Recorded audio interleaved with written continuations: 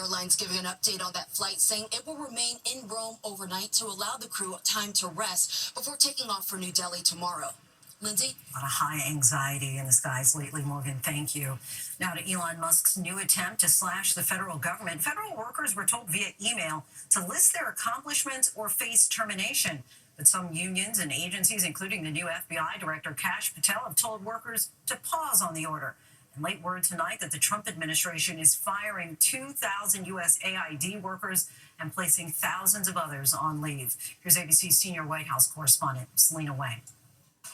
Tonight, President Trump's cabinet defying Elon Musk's order to federal workers, telling their agency employees to hold off on responding to an email from the Office of Personnel Management asking for 5 bullet points detailing their previous week's accomplishments. The pushback coming after Musk posted an ultimatum on social media, demanding federal workers justify their jobs before midnight Monday or face termination.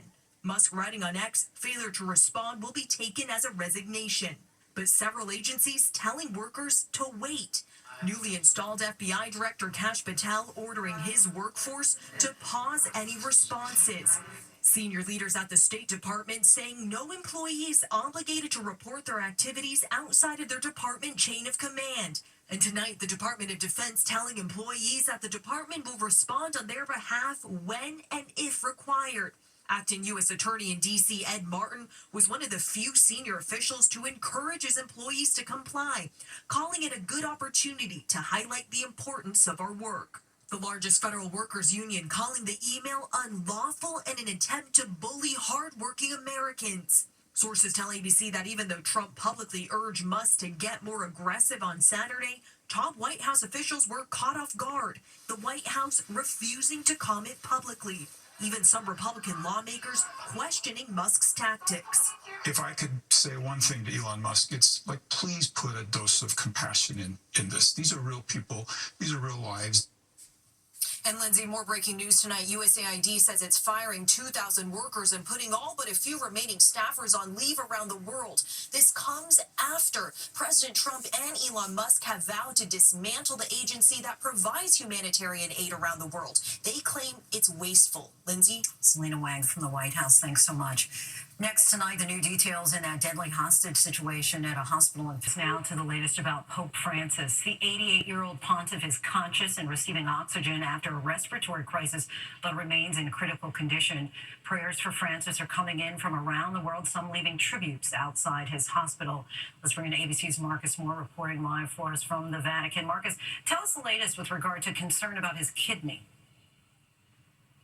Well, Lindsay, the new update from the Vatican says that Pope Francis remains in critical condition, but also that he's showing signs of a decrease in kidney function, but they add that it's mild and is under control. The Vatican also says he's continues to need extensive oxygen treatment, but he has not had a prolonged asthma attack like the one they reported yesterday. Now, in a sign of good news, the Pope attended Mass this morning at Gemelli Hospital. The Vatican says members of his medical staff joined him, and the 88-year-old pontiff has been in the hospital now for 10 days. And Lindsay, in a written greeting today, he thanks people around the world for their prayers. Those prayers continue, Marcus. Thank you. Now to the war in Ukraine. Tomorrow is the 3rd anniversary of Russia's invasion. Overnight, Russia launched a record number of drones, more than 270 against Ukraine. It comes as a major shift in U.S. policy is unfolding, and what President Zelensky says he's willing to give up for peace or NATO membership. Our chief foreign correspondent Ian Pannell reports tonight from Ukraine. Tonight, Russia launching its biggest ever drone strike on Ukraine, the capital city of Kyiv under attack, anti-aircraft fire lighting up the night sky. Ukraine has weathered assaults like these every single day for almost 3 years. But now President Zelensky under political attack too, engaged in a bitter war of words with President Trump, who called him a dictator for not holding elections. You're under pressure from Moscow to step aside and Washington to hold elections. Would you be willing to give up the presidency if it meant peace for Ukraine? The Ukrainian leader telling me he's ready to resign if it means peace, and he offered to stand down if it meant membership of NATO, saying, I'll do it immediately, without a long conversation about it. With Ukrainian intelligence saying Russia may declare victory on the third anniversary of their large-scale invasion into Ukraine Monday, US Defense Secretary Pete Hegseth pushing back. Vladimir Putin can attempt to take all the victory laps he wants. The reality is the president is focused on one thing and one thing only, and that's stopping the killing and the destruction across Ukraine and ensuring an enduring peace. But Democratic Senator Jack Reed speaking to Martha Raddatz, condemning what he calls President Trump's alignment with Russia. This is just someone who admires Putin, does not believe in the struggle of the Ukrainians, and is committed to cozying up to an autocrat. It comes as the White House presses Zelensky to accept a deal that would require Ukraine to give billions back to the US for the military aid already sent to Ukraine.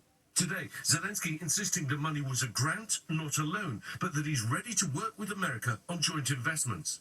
Lindsay, tomorrow, French President Macron meets with President Trump, and then the following day, the British Prime Minister, Sir Keir Starmer, also at the White House. These next few days could be critical in deciding what kind of deal, if any, is possible. Lindsay? Ian, thanks so much. Those crucial talks in Washington could potentially involve Germany's new leader. Germans headed to the polls today in a high-stakes election for a new chancellor. Let's bring in ABC's Inez de la Cuetara. And Inez, this was a huge win for the conservative movement, which could certainly have a ripple effect across Europe.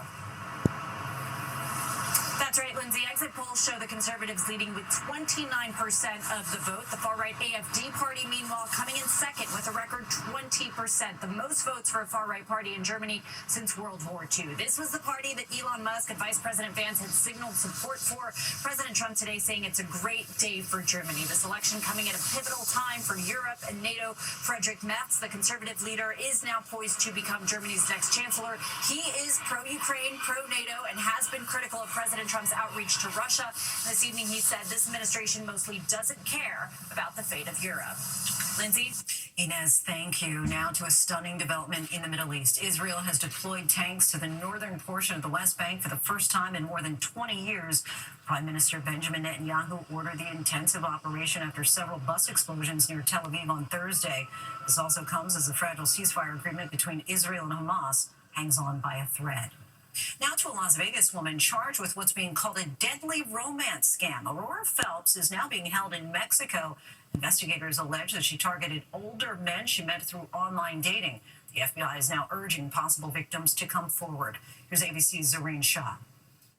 Tonight, the FBI urgently trying to identify additional victims they believe this Las Vegas woman may have targeted in a series of romantic scams. This is a romance scam on steroids. We have not seen one like this in recent history. 43-year-old Aurora Phelps now in custody in Mexico. U.S. authorities accusing her of luring older men she met through online dating services, drugging them, and stealing hundreds of thousands of dollars from them. Once she incapacitated her victims, Phelps stole their cars, accessed their bank and brokerage accounts to withdraw cash, used their credit cards to make a variety of purchases. The 21-count indictment alleging Phelps sold one victim's Apple stock worth approximately $3.3 million and unsuccessfully attempted to remove the $3.3 million from his E-Trade account. We believe Phelps kidnapped one of these victims by heavily sedating him and pushing him across the U.S.-Mexico border in a wheelchair due to his inebriated state. Phelps then took him to a hotel room in Mexico City where the victim was found dead a few hours later. The FBI says 2 other victims were found dead shortly after their alleged encounters with her. Phelps faces charges including bank fraud, identity theft, and kidnapping charges related to death. If convicted, she could face life in prison. Lindsay? Thank you. The measles outbreak in West Texas is getting worse with more than 90 cases, and many of the infected are unvaccinated children. The epicenter of the outbreak is in Gaines County, Texas. Here's ABC's Maria Villarreal. In Colorado, authorities conducting controlled avalanches to try to stabilize the snowpack, as more than 200 avalanches occurred across the state in the past week.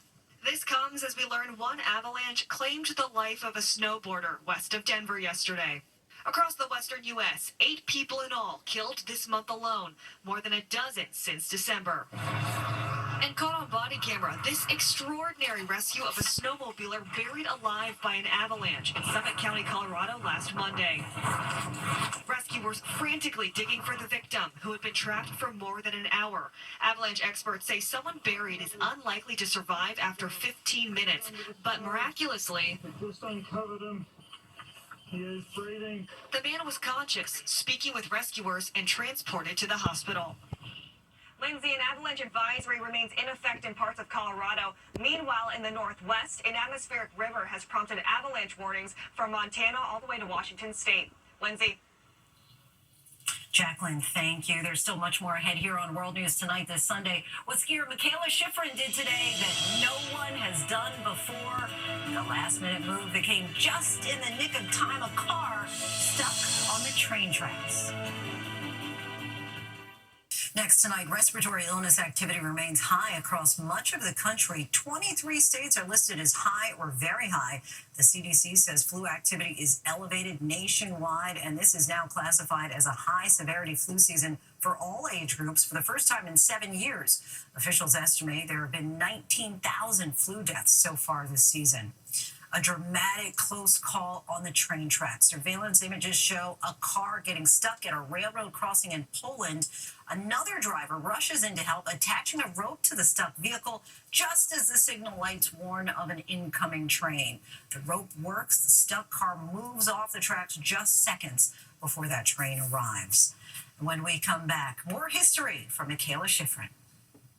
To the index, American skier Michaela Schifrin has cemented her place in the history books. Today in Italy, she took home her 100th World Cup Series win. She's already the most decorated alpine skier of all time and considered one of the greatest athletes ever. Her latest achievement comes only 4 months after she suffered a serious injury in competition.